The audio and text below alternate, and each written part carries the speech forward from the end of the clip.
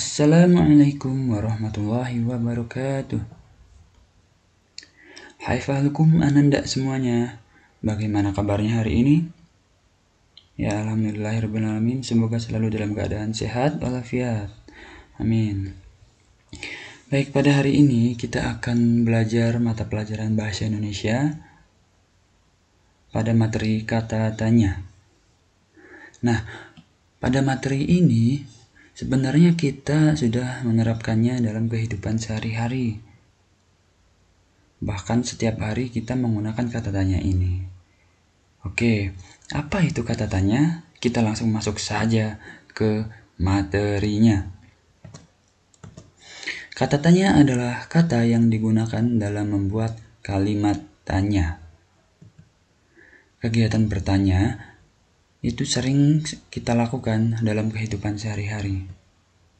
Nah, kata tanya itu berkaitan erat dengan kalimat tanya. Kata tanya itu digunakan di awal kalimat, dan pada kalimat tanya diakhiri dengan tanda tanya. Ya, tanda tanya pada akhir kalimat. Dan biasanya pada kalimat tanya intonasinya itu naik. Nah, kita nanti contohkan ya. Jadi kata tanya dan kalimat tanya ini sudah seperti satu kesatuan. Karena untuk membuat kalimat tanya itu harus diawali oleh kata tanya. Oke, selanjutnya ada apa saja jenis kata tanya dan apa fungsinya? Kalau dalam bahasa Inggris kita mengenal ada 5W, 1H. 5W itu terdiri dari what, apa, who, siapa, where, di mana, when, kapan, dan why, mengapa.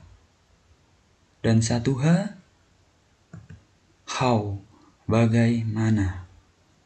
Baik, jadi ada 6 ya jenis kata tanya yang sering kita pakai. Nah, dalam bahasa Indonesia pun demikian. Oke, kita masuk ke pembahasan satu persatu, oke? Jenis kata tanya dan fungsinya. Apa?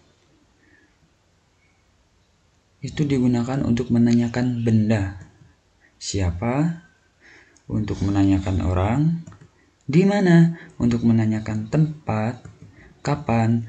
Untuk menanyakan waktu. Mengapa? Untuk menanyakan alasan. Dan bagaimana? Untuk menanyakan keadaan atau cara. Kita langsung menuju ke pembahasan selanjutnya. Ada jenis kata tanya, fungsi, dan contoh. Pertama ada apa? Tadi tujuannya adalah untuk menanyakan benda. Contohnya, apa minuman kesukaanmu? Jawabannya, minuman kesukaanku susu. Nah, ingat pada kalimat tanya diakhiri oleh apa? Tanda tanya. Ya. Dan diawali oleh kata tanya. Dan ada intonasi yang naik. Apa minuman kesukaanmu? Nah, biasanya seperti itu. Minuman kesukaanku susu. Oke, itu apa? Selanjutnya, siapa? Fungsinya untuk menanyakan orang. Contoh, siapa yang mengantar adik berangkat sekolah tadi pagi? Jawabannya, tadi pagi adik diantar oleh ayah. Nah, ingat, siapa itu digunakan untuk menanyakan orang. Jangan lupa pada kalimat tanya diawali oleh kata tanya dan diakhiri oleh tanda tanya. Begitu ya. Selanjutnya, di mana. Di mana berfungsi untuk menanyakan tempat. Contoh, di mana Fulan membaca buku? Jawabannya, Fulan membaca buku di perpustakaan. Nah, ingat, di mana itu untuk menanyakan tempat. Pada kalimat tanya diawali oleh kata tanya dan diakhiri oleh tanda tanya. Begitu ya? Ingat. Selanjutnya, kapan? Kapan berfungsi untuk menanyakan waktu. Contoh, kapan Anas berkunjung ke rumah nenek? Jawabannya, Anas berkunjung ke rumah nenek pada hari Sabtu. Ingat, kapan itu fungsinya untuk menanyakan waktu. Dan pada kalimat tanya, diawali kata tanya dan diakhiri tanda tanya. Oke, lanjut. Mengapa?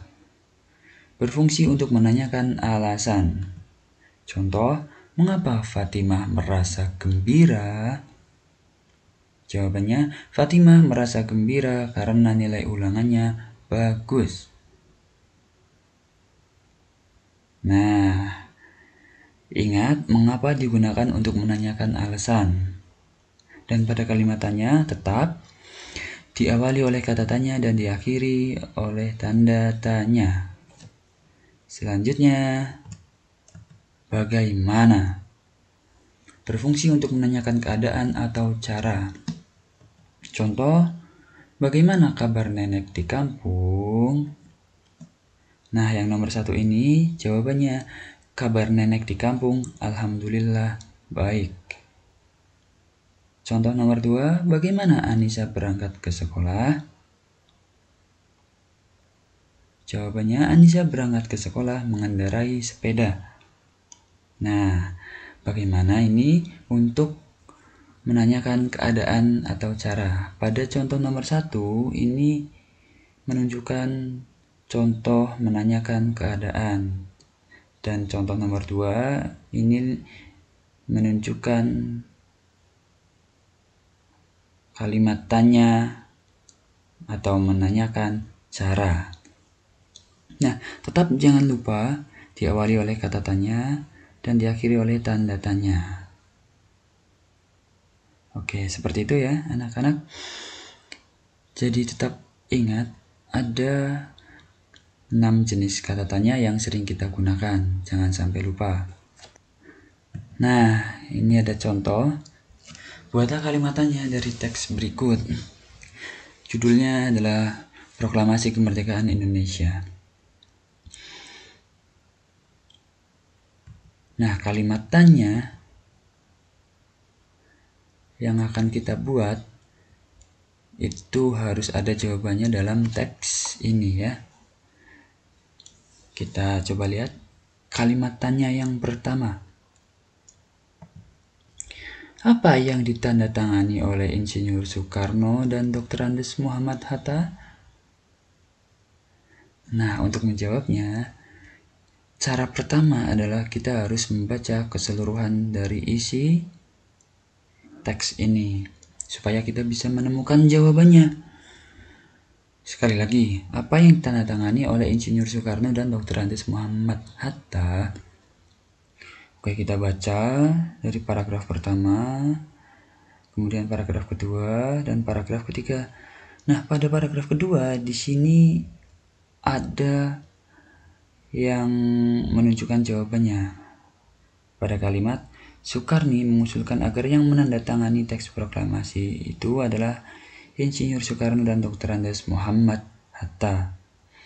Jadi jawaban untuk kata tanya atau kalimat tanya ini yang pertama, apa yang ditandatangani oleh Insinyur Soekarno dan Dr. Andes Muhammad Hatta? Yang ditandatangani oleh Insinyur Soekarno dan Dr. Andes Muhammad Hatta adalah naskah proklamasi. Nah, lanjut. Kalimatannya selanjutnya yaitu siapa yang menjahit bendera merah putih? Setelah membaca keseluruhan teks, kita akan menjumpai jawabannya pada kalimat terakhir.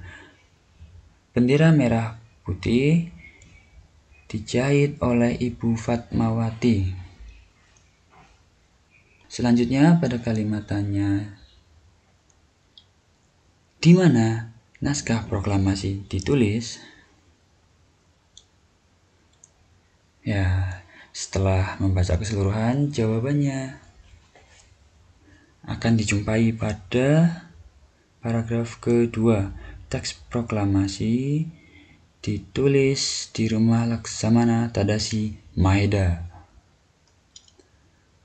Selanjutnya, kalimat tanya menggunakan kata tanya kapan. Kapan pembacaan teks proklamasi pertama kali? Setelah membaca keseluruhan, akan menjumpai jawaban dari kalimat tanya tersebut.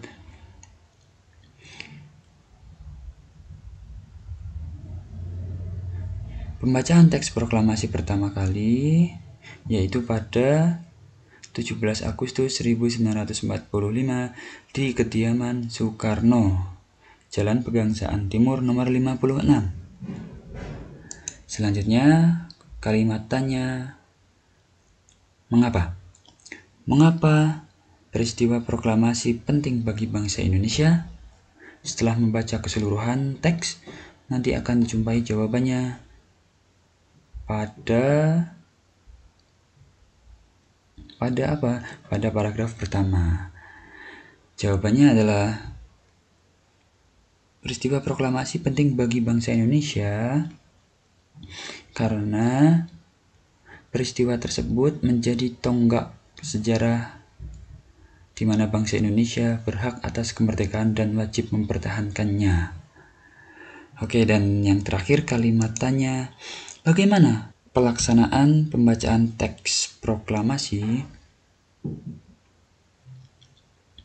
Jawabannya, pelaksanaan pembacaan teks proklamasi dilakukan oleh Soekarno dan disambung pidato singkat tanpa teks. Nah, seperti itu ya anak-anak semuanya. Ini adalah contoh saja. Jadi ingat-ingat, apa itu untuk menanyakan benda, siapa untuk menanyakan orang, di mana untuk menanyakan tempat, kapan untuk menanyakan waktu, mengapa untuk menanyakan alasan, dan bagaimana untuk menanyakan keadaan atau cara. Diingat-ingat, jangan sampai lupa karena kita menggunakannya setiap hari dalam kehidupan kita. Baik, alhamdulillah kita sampai di ujung materi. Sudah selesai. Terima kasih. Ustadz ingatkan, materi yang singkat ini harapannya ditulis di buku catatan Ananda semuanya. Supaya apa? Supaya ketika ingin belajar tidak selalu menonton video terus. Supaya Ananda punya catatan dan belajarnya mudah. Begitu ya. Tetap semangat untuk belajarnya. Jangan lupa untuk selalu istiqomah berdoa, beribadah, dan tidak lupa untuk bersyukur. Sekian, kurang lebihnya mohon dimaafkan. Terima kasih untuk segala perhatian. Wassalamualaikum warahmatullahi wabarakatuh.